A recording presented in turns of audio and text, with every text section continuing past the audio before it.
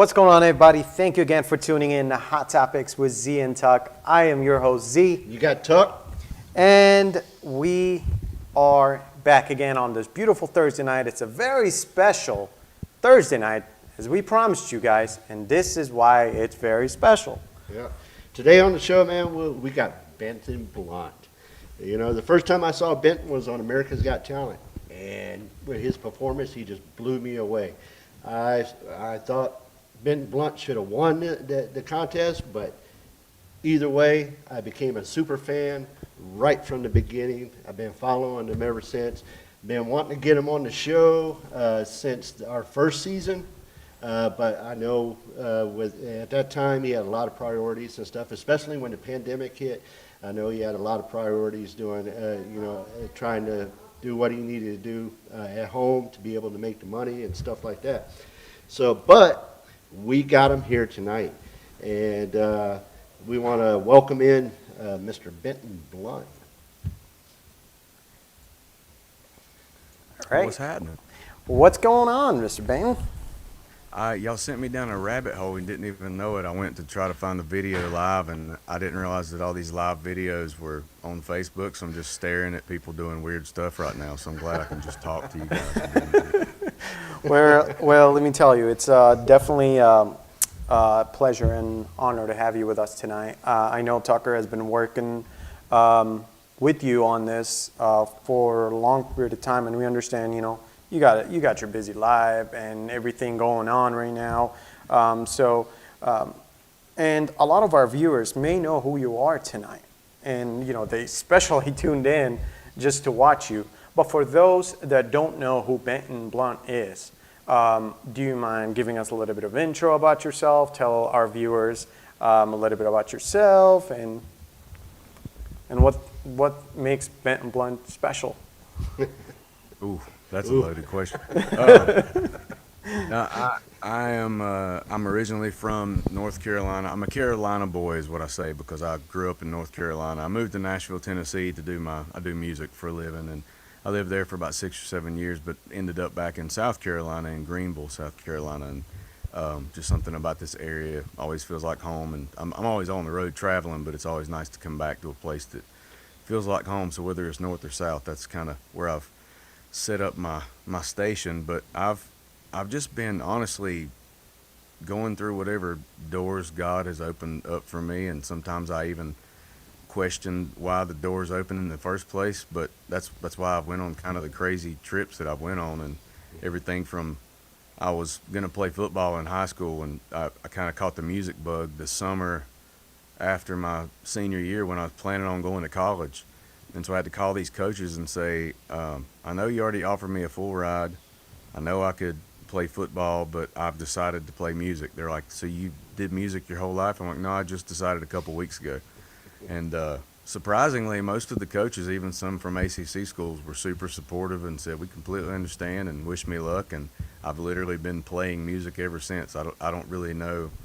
It wasn't like I'd been playing since birth, like, playing a fake guitar and singing. It just kind of happened when I was 18, and I've been doing it ever since. Wow. So I know you got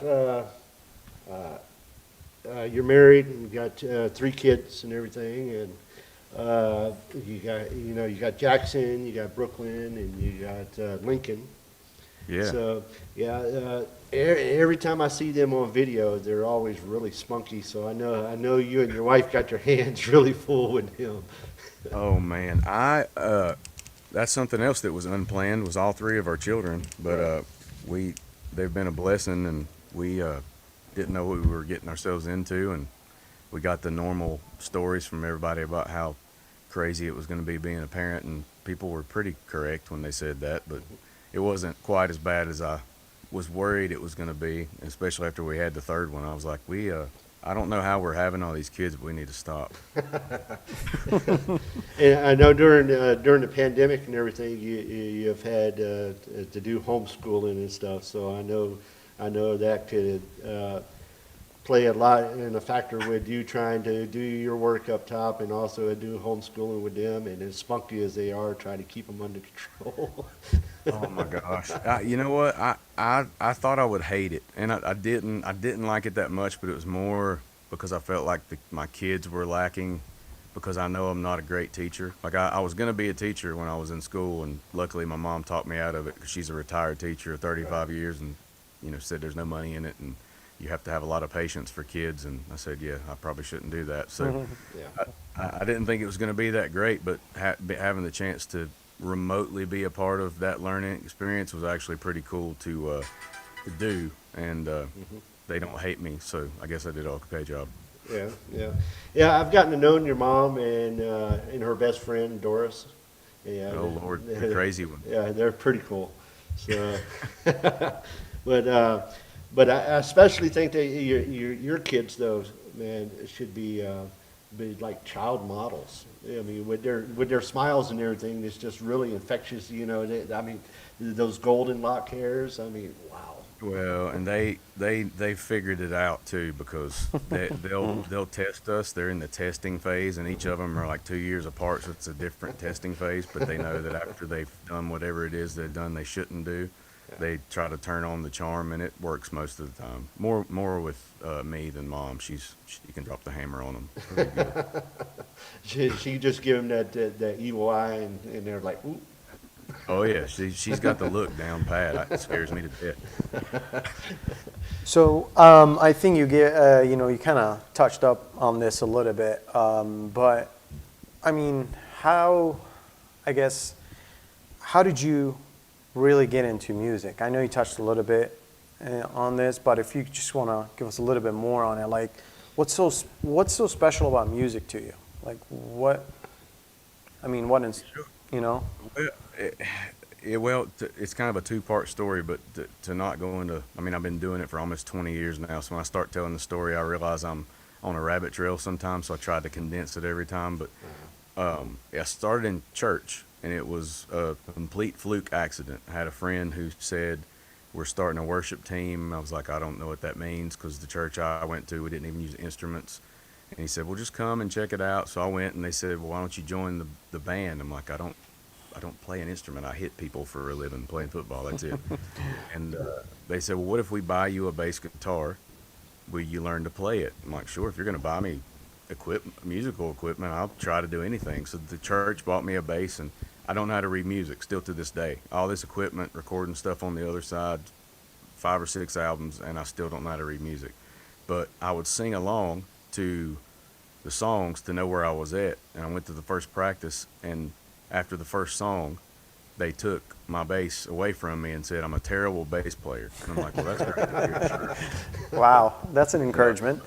Yeah, but then it was, of course, a joke, kind of, because I did suck at bass. But he said, you're a great singer, and we want you to lead the worship team singing. So I'm like, what am I doing right now? I never planned to do any of it, and I went from doing that to the first weekend. Like, they asked me to do that, and that Friday we played in front of 1,500 people. So my first experiences on stage, It wasn't like I got to go to a coffee shop. I had to get up in front of over 1,000 people. Yeah, a large crowd. So, Yeah, so when was it that you picked up your first guitar?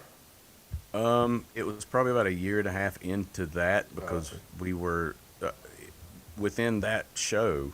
I guess it was a show. It was a worship night or whatever. We were getting requests from other churches and other places to play all over the place. And I mean, it came out of nowhere, and we were all like, we don't know what we're doing right now. And nobody knew how to write songs. I didn't know how to play guitar, so I said, well, I figured it out with the bass. I'll buy a guitar, and if I can learn enough chords, I'll start to write. And that's kind of where my songwriting started. It was kind of out of a necessity, because nobody else was doing it, and we knew that we had something going, because it was a pretty big interest in the surrounding cities, and then that just kind of slowly worked its way out. You know, a lot of people see you on a TV show, or see you once you make it to Nashville, and they're like, man, you just made it. And you're thinking, no, I've been doing this for a long time. It was a process of just gradually building out, like any business model, and kind of got me to the point where I was able to do it full time and not work another job. And it before COVID hit, that's pretty much what I was doing every year, which was great. Yeah, I just recently, which I told you, I just recently saw a video of you back with 7 Miles doing Christian rock. Yeah. And I was totally blown away. I was like, wow, that really fits him too, Yeah. So, Well, and I grew up with a bunch of different influences. I loved music. I just never. My whole family's musical. My dad played in some Motown bands, and then my mom is to this day still one of my favorite singers in the world. She has a beautiful voice, but I just never thought I would do it. But I loved music, and I loved everything. So I listened to everything, literally from N.W.A. to Travis Tritt, and you fill in the middle with yeah, metal that's and the way rock. I am.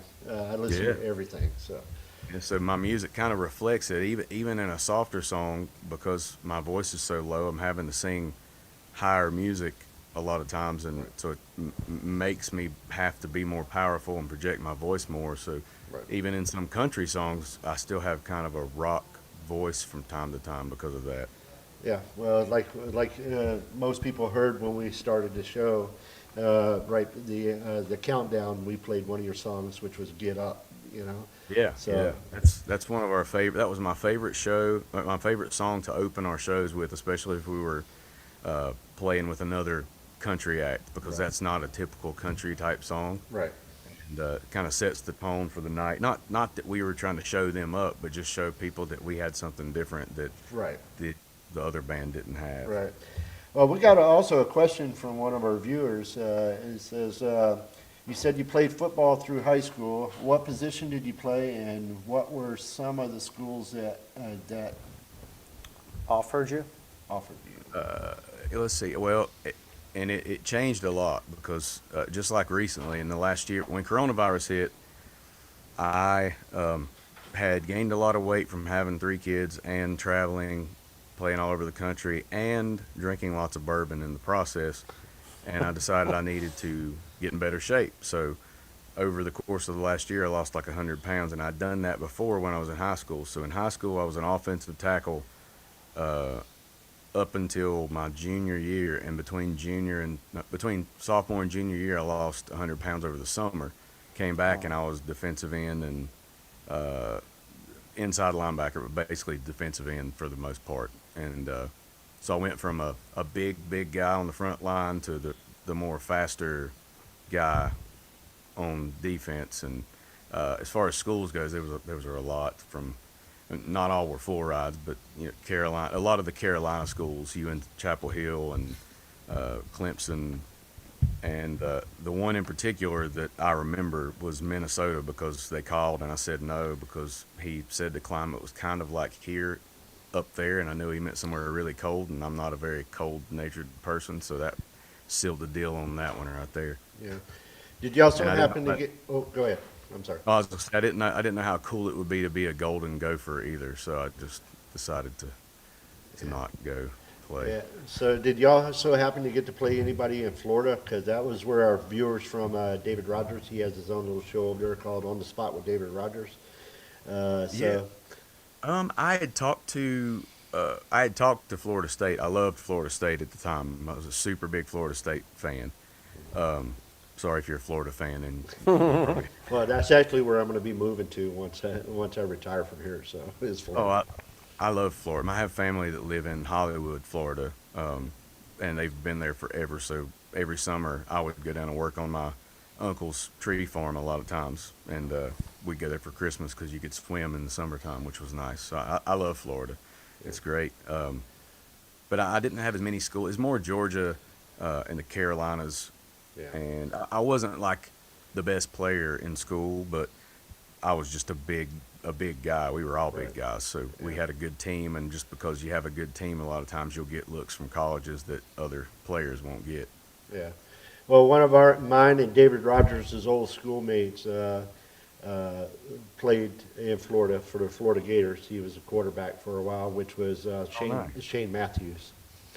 So Very cool. also a mutual friend of ours just joined us, which is Jill White. So she just said, hey, she just said, "Hey y'all." So I bet she did say, "Hey y'all" too, didn't she? So let's move into America's Got Talent. I Sure. know that's like, I think it's just by saying America's Got Talent, it's just it's like it's a big thing. yeah, It's a bit. So the first question is, What made you decide to try out for America's Got Talent? Um, just like all the other stories I've told you so far, Hmm. and pretty much any story I'll tell you about anything I've done successful in my career, it's been an absolute fluke that I really had nothing to do with. That's how it I always didn't. goes. I know it's well, it's one of those things where you hear all these stories like, and I wonder now looking back how many of them were kind of fabricated by a publicist. But you hear a story about somebody becoming a musician or an actor or an actress or president or whatever, and they always have this like clear cut story where they wanted to do this and wanted to do that. And with me, it's been like I didn't really want to do any of it. It was just offered to me, and I took the opportunity and made the best out of it. And luckily, people liked what I did. But I didn't audition. They actually contacted me. A friend of mine who manages some actually hip hop and rap groups and stuff. She had given my music to a producer on the show. The producer liked the music, looked me up, liked the image, and called me and asked me if I would audition. And I said no. And it kind of caught him off guard. He was like, "What do you mean no?" I said, "Well, I know how this works. So you go to an arena or a venue and you stand in a line of like 30,000 people and you sing, and they might take 15 out of those 30,000 from each venue that they do their auditions from. And Right. I'm not a big, I would do better to go buy a scratch off ticket. I'm always completely honest with people, which is good and bad. It's been great for my life and terrible at the same time. But he said, no, we just want you to play on Skype. So similar to this, like us talking, there'll be a boardroom and all the producers will be in there. You don't have to do that audition at all because we actually go out and scout a little bit. So thinking I wouldn't make it, I never really watched the show before, maybe one or two seasons. I just didn't care. I went to the gym that day. I came home sweaty. I was like, oh crap, I got to do this audition. So I literally went live, sweaty shirt, you know, didn't fix my face. Not that I can really fix much. And I played mostly original songs because I was like, well, I'm not going to make it. I might as well let them know what I do, and they can hear my voice and hear my songwriting, and maybe something will happen from that. And as I'm playing, I realized that in the background, around where my guitars are here, in the other house, my son, the only one I had at the time, was behind me, butt naked, with his diaper. And he was swinging his diaper around in a circle, and I knew he was going to throw it and like just nail the webcam or something. So he didn't do that. But in looking at all that, I was thinking there's zero chance that I'm going to make this show. So I got through with the little interview and let him go, and they called me back within 20 minutes and they said, we think you're perfect. I'm like, I've been doing this all wrong my whole life. Well, see, that's that spunkiness I was telling you about with his kids and everything. Oh man. And it just evolved from there. Yeah. Well, you actually answered one of our questions that we was going to continue on with, but do you know how many people actually auditioned at the time when you did? Yeah, well, I don't know how many people they actually called and had do the audition process. I did, but I know that there were,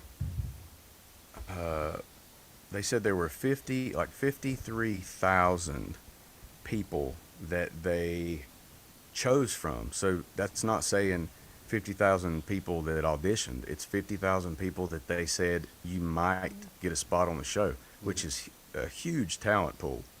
And then the producers kind of weeded out different reasons they do, but one of the main reasons is it's a show, so they're trying to keep viewers. Right. And if you watch all the seasons, this is kind of a little secret, just a little secret, not a big one, but you'll always find a stereotype person. So the producers are looking for like me. I'm the big bald-headed guy with tattoos that sings love songs, like the shock factor. So people will watch it and they're like, oh man. So luckily I fit that mold, and they liked the way that I sang.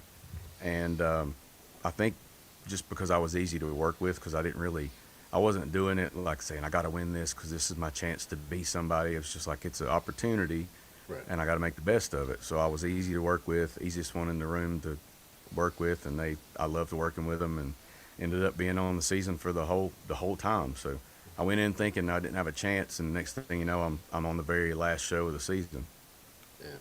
So I guess when you did get, chosen to be on the show, what was, what were your first thoughts? I mean, you're like, oh my God, this is actually turning into something serious.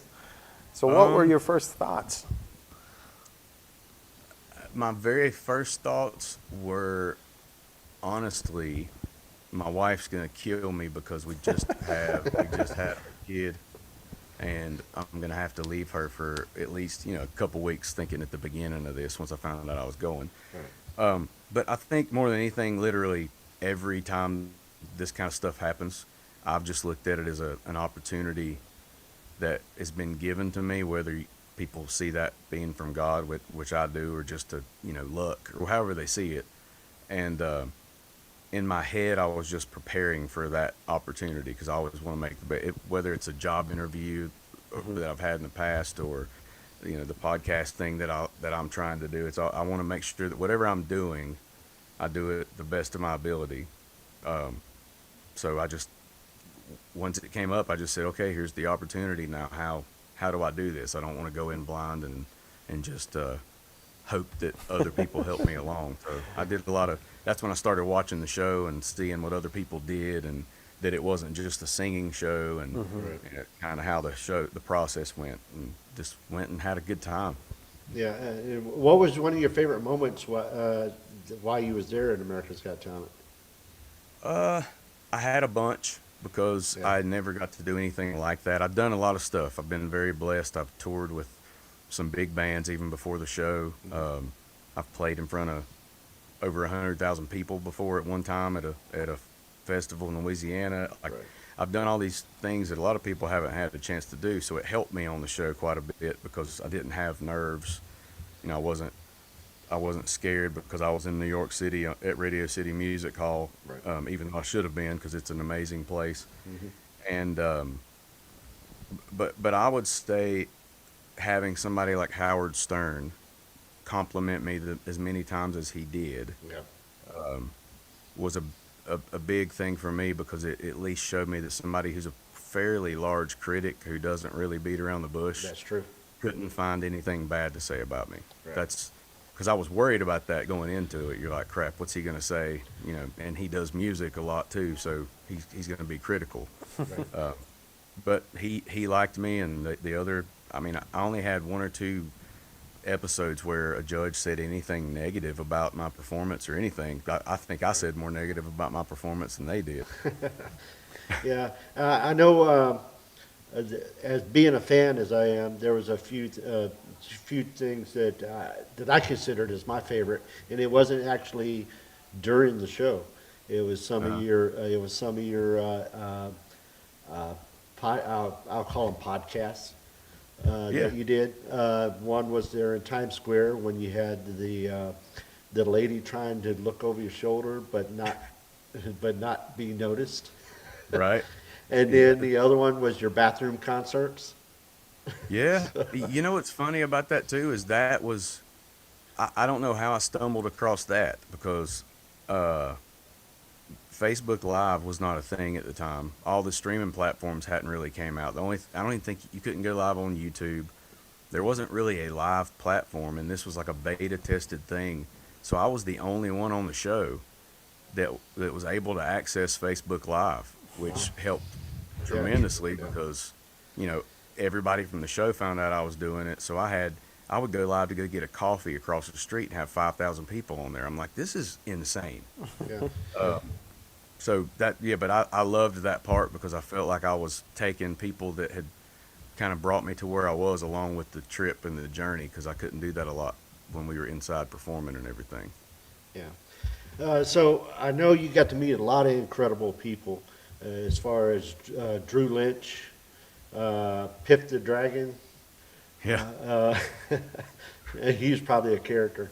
The guy, I can't remember his name, the guy who regurgitates.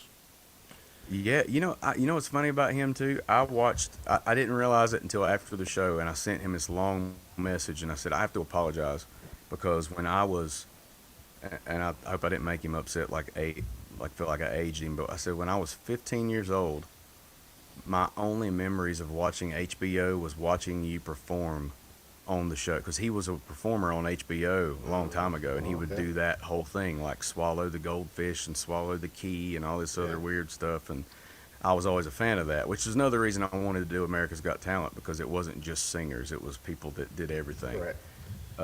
But yeah, he's a very interesting person, but I don't how he does what he does. I will never know. Yeah, and then you had the guy who did the ladder. I can't pronounce his name because. Yeah, you know what? He's probably there's there's a there's a handful of people I still keep up with from the show. Oz Perlman, Yeah, who was the mentalist. Yes. He's just a great he, magician. he was the one that won it, right? Well, he got like third place. I Oh, think. third place? Second or third. Who was it? The that- winner was Paul Zierden. The Oh yeah, yeah. ventriloquist. That's right, the ventriloquist. Yeah, but to be honest, I think out of everybody, Oz Perlman has made the most from the show because you'll see him if you watch Good Morning America and the Today Show. They constantly have him on there all the time. He always predicts like the Super Bowl games. Right, and right. he's done a lot with it. He did. I did a lot with the show myself. Like it got me out there. It got me all over the country. It got my fan support built up. But he actually took it and helped it to build his brand even more. So he made that model that I wanted to make work really good with that experience. Yeah. Well, getting to know everybody there, you even got the chance to perform with Rachel Platt. Yeah. So how was that? I mean, I bet you that was really exciting to be able to sing with her. It was it was interesting because as you can tell from anybody that's listening or watching, my voice is kind of monotone. It's low, and my excitement level, like this is me excited, and this is also me sad, and me happy, and me mad, whatever. Maybe a little more aggressive if I'm mad, but Rachel Platten is a fireball, like nothing but energy. Super smiley, super move around the stage, and so she had to get me into a room with her manager, and I thought she was going to say, "I'm not doing this song with you because you're terrible." But she literally brought me in the room because she wanted me to relax and she wanted me to go through the song with her. So we did like this little choreography thing, and she did it until she felt like I was comfortable. And that says a lot coming from a national recording artist who's doing very well, has a #1 single, and she's helping me make sure that I don't screw up. So that said a lot, and it helped with the performance a lot too. So, did AGT help your career in any way? Like, did it? Yeah, it definitely did. I always tell people, if you can do something like that, do it. It's great. But if you can't do it or you don't get picked, just know, and I always tell them this without going into detail about all the stuff on the back end of the shows and stuff, but just know that it's not always about just your talent. There's a lot of things that they look at for these shows. So you can't, if you're an artist, if you're a musician or a poet or a painter or anything, your work means a lot. So if somebody doesn't accept your work, like, have you on the show, then it can really mess with your head. So I always try to encourage people, try everything you want. Just don't take it so serious that it makes you feel like you're not enough, because that's not what these shows are all about. And I think that's what kind of helped me out on the show, because I really didn't care if I got kicked off the next week. I was just going to have fun and Right. sing the best that I could. And if people voted for me, I'd stay. And if not, I would just use it if more than anything, it was more of like a promotional tool that I would have never been able to access, because it would have cost me $250,000 to get in front of that many eyeballs, Right, like right, just right. from a business side. So, like we was talking before the show, it kind of got you out there, got your name out there, who you was, and plus it gives you a little title that you can still put on there too, as AGT's top 10 finalist. So I'm pretty sure whenever you go do a big show, that pretty much that's in your introduction too, isn't it? Yeah, and it's sad in one way, but it's great in the other way, that it would make that big of a difference. But it is night and day different when you can say that you were finalist on a TV show that's Right. got, that wins awards and millions of people watch. So Yeah. I've definitely used it as much as I could, but at the same time, showing people that, a lot of times they don't realize that that's not the only music I do. So Right. I try to use that to get them to the show so I can show them the kind of music that I actually play. Yeah. Would you do it again, or would you go to another show like The Voice or something? Um, I mean, I probably would. I can't say that I wouldn't because I haven't really taken that approach with anything I've done. I've kind of done the opportunities that came up, but it is stressful. And then also for me, I'm a full-time musician, so that whole year that I was on the show, I think I played 3 shows, similar to with COVID. So this COVID experience for me has been like the TV show because I've had no income for almost an entire year. So that's the downside. They don't really pay you. They pay for your travel and give you like a per diem, but it's like $35, and you can barely buy a bagel in New York City for $35. So Right. Right. it you know it there's a lot of challenges, but the opportunity usually outweighs those challenges. So I would have to probably say I would if I had the opportunity to do it again. One of our viewers said David Rogers from Florida. He was asking. He says there's a hometown boy there in Stark, Florida, named Jimmy Clark. Says, I know Jimmy well. okay, yeah, he was asking if you knew the Clark Hill band. Yeah, I actually we've played a lot of shows together. I've known Jimmy for I used to work with Pit Bulls and Parolees a lot down in Louisiana, the TV show, Yeah. and Jimmy did too. So he's one of the ones who got me onto this country music cruise that I did with his band and some other big artists as well. But yeah, I know Jimmy really well. Great singer, amazing singer actually. We just want to let our viewers know that you can actually call in and if it's okay with Benton, like for them to ask you questions live.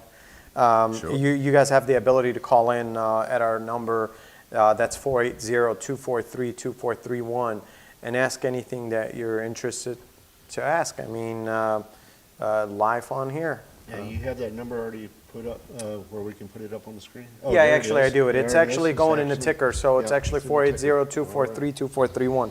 Give us a call and ask anything that you want during the time we have Benton with us over here. So the next question for you, Benton, is since you write a lot of your songs, so I guess what inspires you to write your own songs? I mean, it's a big thing. So Yeah, well, like I said, when I first started, it was out of necessity because we were recording a record of original songs and we didn't have any. But I've found over the years that writing has become an outlet for me, I guess, maybe similar to people who work out to get stress off of them, or people that do an activity, whether it's basketball or something like that. Like when I get in the studio and I write, or whether it's words or just music, it kind of takes my headspace away from all of the stuff. So especially during COVID, especially during anytime things were going on in our life, maybe some problems we have had with the family or health issues, the music was my way of not letting that take a toll on me. So I think that's more than anything why I've continued to do it, because I feel like it's almost like it's more for me than it is the people I'm making the music for. It's my way to vent and stay sane. Yeah, do you go by, when you're writing, is it by life experiences or stories that you might have heard from other people, or? A little bit of both of those. At first, it was just life experience because I didn't know Right. what to do. Right, So I just knew if I was taking from personal experience, it would be a lot easier to write the song. right, And then as I learned to do it, I moved to Nashville and I started co-writing with some of the the biggest songwriters in Nashville. And when I did that, I learned that it's not always about that feeling, but you have to kind of design a feeling. So that's when I became more of a storyteller, a writer, where I could write a song about something that I hadn't maybe experienced before. yeah. and it's kind of evolved. So there's different ways that I write, just depending on the song or the moment or the idea.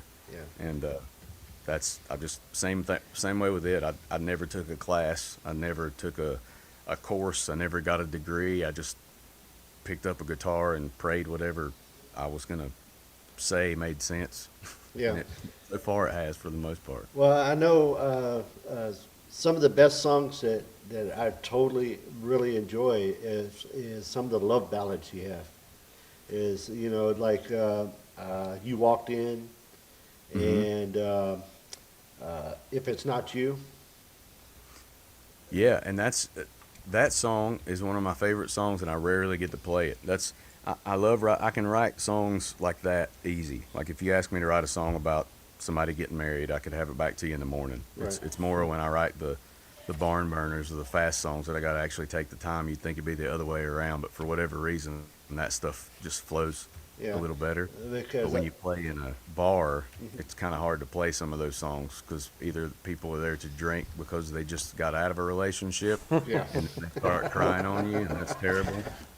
Yeah, because I have one of those fairy tale love stories, and where I found my long last love after 21 years, and so Nice. trying to find a song that actually fits in, and those two songs have been the closest, especially If It's Not You. Well, I have a new one for you then, because I just and I wrote it a long time ago, but I wrote a song with a guy in Nashville, pretty well known now. He's written for any of the songs you hear on the radio, the artist, he's probably at least written a hit or two for them. But I caught him at the perfect time where he had just went and met.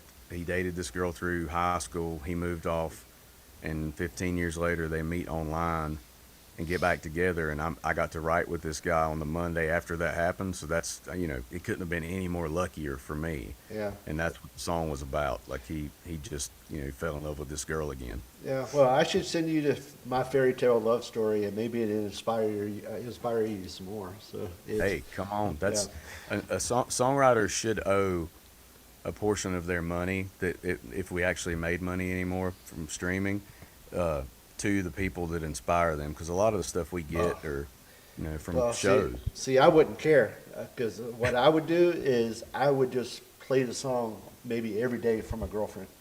Yeah. Right. So There it'd you be go. like, this song was written for you. Do you have any new music or albums coming out soon, though? I have several things in the works. I have an album that we put out literally the week that the lockdown started, and it's like the worst timing to put out a record. Okay. But so we never really we released it, but we never did a full official release because everything was just crazy during that time. So we kind of let what happened happen. So people started buying it and listening to it, but we never really pushed it to let people know that there's new music. We recorded it in L.A. With tons. I mean, people from Pink Floyd, David Bowie, Bon Jovi, the Foo Fighters. I mean, tons of people played on the record. It was crazy. But I have that one, and then I also have some stuff that I've been working on since then that I'm trying to decide what to do with because, like I said, they haven't officially released the album, so I think they're going to do a hard release with it, and then we'll come back with something else. So I have hundreds of songs here that I've written over the year that either for me or for somebody else, and that's just every night I come up and I write whatever comes out and catalog it and put it in one of these hard drives until I can use it. One of our viewers is asking if you are on TikTok. I'm not on TikTok. I know I'm supposed to be. That's where everybody is right now. So like the first question you get asked, are you on TikTok? I'm going to be completely honest. The only reason I'm not on TikTok is because I can't. I went to it, I signed up for it, and the first 10 videos I saw what the people were doing, and I said, I can't even watch this to even record something and upload it. Like there's just It's pretty crazy what you can find on TikTok right now. it's scary. Yeah. So where can our viewers find your music? You can find my stuff anywhere. You can go to now that YouTube has YouTube Music. You can find the album music there. You can find live shows there. but then of course all the other digital platforms, Spotify, Apple Music, Amazon.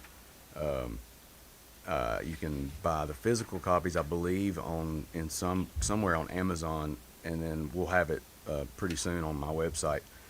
As far as the we're getting ready to do something where people can basically get my whole collection, which is like 5 albums, and they'll get it on a thumb drive. I'm in there. And I'm on that one. oh, I'd definitely be getting that. Yeah, I whole know. collection. Um, So we know you with your with your podcast and everything that you do now, you do a lot with politics, talking about politics and stuff like yeah. that. So what do you think about our resident Joe? I ain't gonna call him president. I'll call him resident. Resident's pretty accurate. You know what? I said this about every president. I said this about Donald Trump because he wasn't the person that I had voted for whenever they were having the primaries. I said this about Barack Obama, and I think that's probably about the time I was really into politics. I know history about former, but that's kind of when I got involved and started paying attention. It's just that I hope my impression of them proves me wrong because they're my president, you know. So if they suck, it hurts me just as Right. bad as it hurts the person that voted for them. absolutely. So I'm always hoping that they prove me wrong if I don't like their policy, if I don't like what they've said. And, you know, with the current one, I don't even really know how to explain it other than Yikes. if you could imagine, and this, I try, especially unless it's my own thing and I'm just talking politics, I try to talk about it in a way where people understand where I'm coming from, even if they disagree. But if you could imagine the current president in his current state speaking the way that he does, and then imagine another profession where the head of that profession acted in the same way, you would be terrified. Yeah. If your doctor talked to you that way, you'd be like, "You're not touching me." Right. Like, I don't. The way I explain it to people is, say we had another incident like a 9/11. God forbid that ever happened again. I think with President Trump, he would have came out and he would have, said, we're going to be doing this and this and this and this. I'm here for you. America's here for you. And he'll be there to help him grieve, and stuff like that.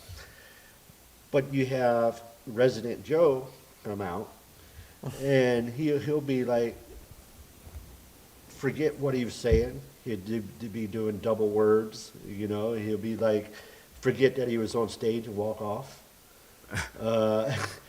which he has done. So I'm only stating facts of stuff that he has done. Right. And I think that would scare America. Yeah. To have Yeah. somebody that that isn't there to back you up. Well, that's the problem with, to me, that's the problem with the current state of our country. It's not a Republican Democrat thing. It is an understanding of the roles that we play. So when you have a Joe Biden or Donald Trump, just if you have whoever is the president, you have the commander in chief. Like, that's what I think when I hear president, commander in chief. He's the guy in charge of everything. So whoever that person is, I have to sit and think, this is like the person who's protecting, I'm protecting my family. I protect my home. I take that role. This person is the person that not only protects my home, protects my city, protects my state, protects my country. And when you have somebody that is in that position, you need a fighter. You need somebody that isn't scared. You need somebody that is going to put you first. And I think that's what people made a connection with when whether it was true or not with Donald Trump, that's what they felt. Right. And I think with Joe Biden, it's a little harder for them to grasp that concept of this guy is going to protect me. Right. And then all the other stuff comes after that. Well, it's just like we just had that incident in Boulder, Colorado, at the grocery store. And Yeah. so now that brings up the gun issue again. They're trying That's to go what I after wanted your to touch guns. on too. Yeah. The problem is they try to take away your guns, which is your God-given right because it's in the Constitution. Uh, you're just turning people into victims because other people are going to still be able to get guns. Well, Just with what Court of Appeals came out with today, the Ninth Circuit Court, I'm not sure if you heard about it, with them saying that people are no longer able to carry in public or conceal. I mean, how do you feel about that? That's a straight attack on the Second Amendment. I think it's not only an attack, it's actually the most underhanded way to change the Constitution. Like that, bear arms means nothing anymore if that holds up, because to bear arms is actually, by definition, refers to carrying it outside. It's not talking about in your home or in your car. It's talking about on you whenever. Your right to have them on you to protect yourself at all times. From foreign and domestic, of government tyranny. Well, and that's something that is hard to touch on. Like, it shows you how detached we are compared to our forefathers, because that original Constitution was to protect us from a tyrannical government as well as from the thief that's going to come try to take your TV. Correct. But if you mention it now that it's for that reason, you're considered radical, or you're considered Right. a militia member if you think you could fight against the government. But that's what that was set up for. Initially set up for, yes. And Yeah. actually, that brings up, another concern where right now we live in a cancel culture type of thing. If you don't agree with one thing, then you're looked at as a bad person, even though you might be right. There's literally no more like two-side opinions. It's like literally either you believe one side or you're out. You're gonna be, you're gonna be discredited. You're gonna be looked at. You're gonna be like punished. Like people will look at you, be like, like especially. And I think a lot of that started when this whole thing with COVID started. It's like if you don't follow the CDC's guidelines, which a lot of them, there's a lot of things like, okay, seriously, you want me to follow this? Yeah, you have to, just because it's written, even though it doesn't make sense, but you have to follow it. So you're telling me that staying 6 feet apart, it's okay, you have to do that. But when you're sitting in an airplane, 3 seats right next, touching each other, just because you have a simple mask on, that should protect you. So it's like if you start questioning that or question anything else that, I guess I call it the more powerful group, are saying, or if you're saying the opposite thing, you're like the bad guy. How do you feel about that?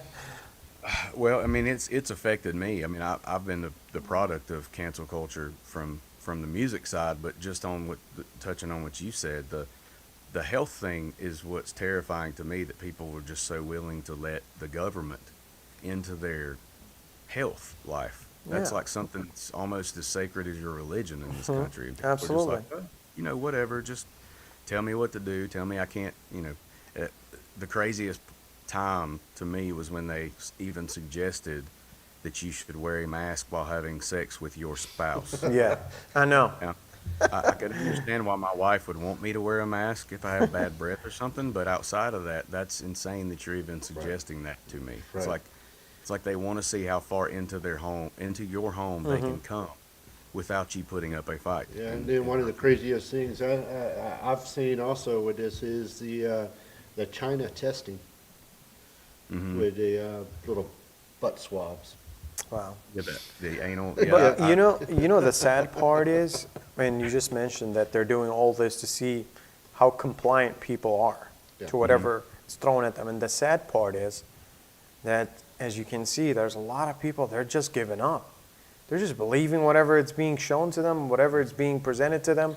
And it's kind of scary in a way because, they're slowly taking away all these rights that we have. And people are thinking that we're still living in a perfect world. It's Big Brother taking effect. Mm-hmm. That's what it is. Right, and that's the craziest part about it is when you look at it on the political spectrum. And again, this is me trying to go at the angle of like a bipartisan view of the whole thing. Is that you have people that have come here from other countries that left because of what we're trying to get ourselves into. Like they left countries that were communist or socialist because they could not be their own person. They couldn't do what they wanted to do. They couldn't experience life how they wanted to. It was always through the lens of the government. So those people are here telling other people, you don't want this. You don't want what you're voting for. You think that it's cool. You think that it's because of the, you're voting for this party, but you're voting for something that our family, some of them died to get away from. I have a friend that's from Cuba, and his father had mansions, multiple, 4 or 5. And they said when he took over, they literally walked away from it all. Like Castro took one of his mansions, and he said, you know what? It's worth risking my life to leave the millions I have here, my home, and everything to get me and people closest to me out of here. And they got on a raft and they went to, I guess, around Miami's where they landed, where my friend's father came from, and came here but became a legal citizen and has actually been an advocate. He actually helps people who have come here illegally become legal as opposed to just live here illegally, which says a lot for his integrity, and he really values what America stands for. Yeah. Well, we'll take a step back from politics now, so because we could probably fill the rest of this time with politics. Oh yeah. Because that's one of the main subjects, nowadays is either politics or COVID. So, but earlier you mentioned while you was back in high school that you lost a lot of weight, and that you've been losing a lot of weight now, which I was telling Z here earlier that you have this special diet that you do. And, so tell us a little bit about your diet and how much weight you've lost since you've started. Well, to start off with, I wouldn't recommend anybody doing it until you consult your doctor, especially if you're diabetic, because it has to do with blood sugar and stuff like that. But I've been I think it's hypo, and I'm not messing it up, hypoglycemic most of my life. So when I played football, I would pass out and have those same things that people who are diabetic get. And so the doctor had me eat peanut butter and graham crackers before football practice, and that would regulate my blood sugar and keep me from having an attack and passing out. And fast forward to a year ago, I started thinking about that particular diet because I could never diet. If I start dieting, my blood sugar drops, and I have the cold sweats and feel like I'm going to pass out. So every time I started a diet, I would stop. So I'm like, well, maybe there's something to this. So I started using this raw peanut butter, the kind you have to stir up, that's got the oil in it that it separates. And then I got raw unfiltered honey, and I mixed it together, and I would eat like a tablespoon before every meal. And I noticed I could barely eat the meal. So I'm like, well, that's cool. I'm going to try it, substitute breakfast for it. Before you know it, there was a period of time for 2 months where the only thing that I ingested into my body was coffee, water, and peanut butter and honey. I didn't eat anything else, but it was all natural, no Jif. It was just straight up crushed peanuts and honey.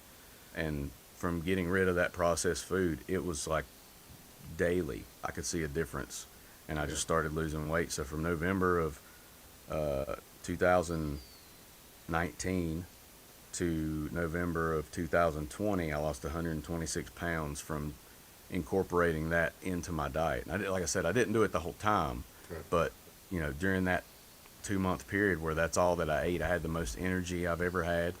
I was stronger. I could sing longer. It's the opposite of what you would have expected. And now I kind of do it on a daily basis. I'll still eat it once or twice a day, and just try to cut back on my portion sizes. And then I stay up late. I'm a night owl, so as long as I don't eat my midnight snacks, I'm usually pretty good. Yeah. Well, I've known since I'm an avid follower, I've seen the weight loss, so I know what you're doing is working. Yeah, and it's not been no workouts. So I walk with my kids. That's been the extent of, and I was a personal trainer for 10 years, so I'm a big proponent. I love the gym, but I just haven't had the time, especially with 3 kids and COVID and school and trying to write music and that kind of thing. I haven't had time to do it, so I had to make time to do something. So we go walk and we get to talk during that time. Just more time with family. Yeah. Well, we got about 3 minutes left on the show here. It says, we want to thank you again for accepting our invitation, coming out on Hot Topics with Z and Tuck. It's definitely been an honor talking with you and giving the viewers a chance to get to know you and your music and where to find your music and everything. You want to plug your music one more time, or where the viewers can actually find your music? Yeah, like I always tell people, most of my websites, if you're going to social media, Facebook, Instagram, Twitter, it's just whatever the social media site is / Benton Blount, Blount. And then as far as my music goes, type that into the search on Spotify, Apple Music, or just Google search it, and it'll usually pull up the first couple places you can purchase the music and stream it and share it. And I appreciate everybody that listens to it and believes in what I'm doing, and looking forward to getting back out on the road that people are starting to open up again. Yeah, definitely people get out there and check his music out and, get it. You won't regret it. Thank you, Ben. And again, like meeting you for the first time, it's been an honor, and it's been a pleasure as well. And like I said, we hope to have you on the show again. I know you got a busy schedule, but hopefully, we get to bring you on the show again. Yeah, we'd love to have you a return visit. Yeah, anytime. I've literally my schedule's changed because of family. So I have my kids during the day unless I'm on the road, and then at night, once we eat dinner and put them to bed, I come up to the studio, shut the door, and I'm up here till 3 or 4 in the morning. So if there's another night that works good for you guys, I'd love to. It's been fun. Usually when you do a podcast, it either feels like it takes forever or it goes really fast, which means it was fun. So Yeah. it went fast for me, so it was fun. Well, Cool. we're glad, and like I said, it's been a great interview and great time meeting you, and you have yourself a great night, and like I said, hopefully we get to bring you on the show again. Yeah, I totally enjoyed this because this was the first time I've actually got to be able to have a one-on-one with you. Well, besides texting back and forth, so. Well, I have to thank you. I know the show's going off, but I have to thank you for doing the stuff that you've done. You don't realize how many of the venues I played at actually used the flyers that you made for the internet on their buildings for the shows that we've done. On their buildings? Yeah, oh yeah, they would There you just go. rip off your poster and used I it. tell this guy, he's Cool. got magic, man. Yeah. This guy right here, he's got magic. I mean, He really does. He's got a good eye. Like the band know your name because of the promotion that you do Right. for us, because you did more for us, when you were making those for all the shows than our advertising. I started doing that from AGT on down because I even was doing the vote for Benton Blount posters, Great. So, but yeah, it's something that I enjoy doing, graphics and everything, and it keeps me sharp, keeps my imagination going, and if I can put something out there that can be used, that's great. Yeah, man, you're really good at it. So I Well, thank appreciate the help. No problem, anytime. All right, Ben, well, we appreciate you, and you have yourself a great night, okay? Awesome, y'all too. Thank you. You take care. All right.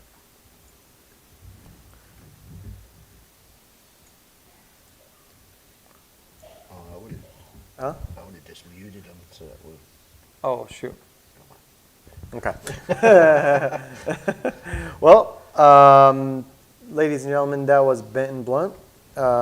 Very, humble guy and an amazing singer. If you haven't heard of him and you haven't listened to his music, definitely check him out. Go on YouTube, find all his music. Definitely an amazing. YouTube, iTunes. And we're gonna go ahead and play a music for you that he did a cover for, and I personally have this music on a replay every day, and that's the song Jolene. I think he did a great cover for that song. And but before we go ahead and do that, I just want to give a shout out to GY6 for definitely creating these Great tumblers. I know we presented Love them it. last week on our show, but definitely for, I'm still shocked every time I look at Me it. too. And again, I guys, love it. these are just not like any just regular tumbler or anything. No, these are These are something personalized. that's been created, personalized. Anything that you want, contact GY6, Design and Artistry. You can find them on Facebook and let them know your ideas. And definitely, you got my name over here, my initial, and you got our show. Tucker got his as well. And if you guys want some, definitely check them out. It's been an honor to have you guys all on the show today, and it's been a pleasure. I know we have a lot of new viewers on here, so I just want to say I'm really glad that you guys joined in today and listened to our interview. Again, if you guys want to check out Benton Blount, you guys can go on YouTube, check out his music. Also, you can look him up anywhere. Again, great guy, very humble, amazing voice. And he was, the top 10 finalist for America's Got Talent 2015. Yeah. So with that, don't forget, guys, our show continues to go on every Thursday at 7:30 Mountain Standard Time on Hot Topics with Z and Tuck. Where the topics can only get hotter than hell. The So only- can the guests. Absolutely. So to find out, Just tune in. every Thursday, guys, have a good day. Love and respect. You got Z. You got Tuck. We'll see you guys. Peace.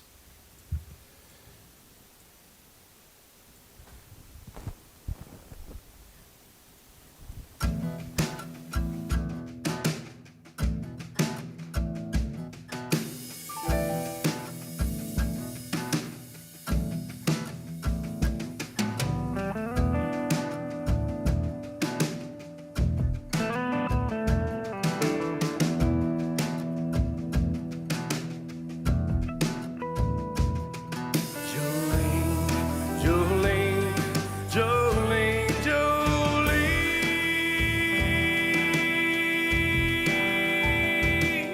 I'm begging, won't you just let me be your man?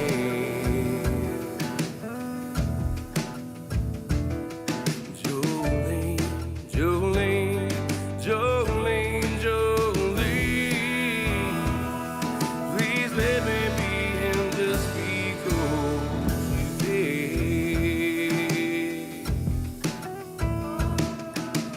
Beauty is beyond compare. The flaming locks of auburn hair with ivory skin and eyes of emerald green. Your smile is like a breath of spring. Your voice is like a summer rain, and I cannot forget you, my Jolene.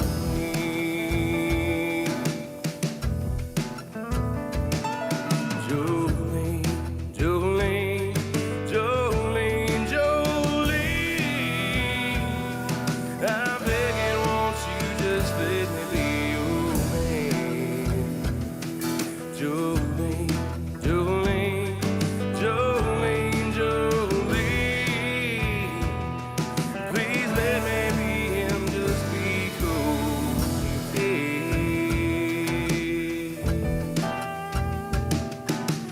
You could have your choice of men, but I could never love again. You're the only one for me, Jolene. I had to have this talk with you. My happiness depends on you and whatever you decide to do, Jolene. Jolene, Jolene, Jolene, Jolene. I'm begging, won't you just let me be your man? Jolene, Jolene, Jolene, Jolene.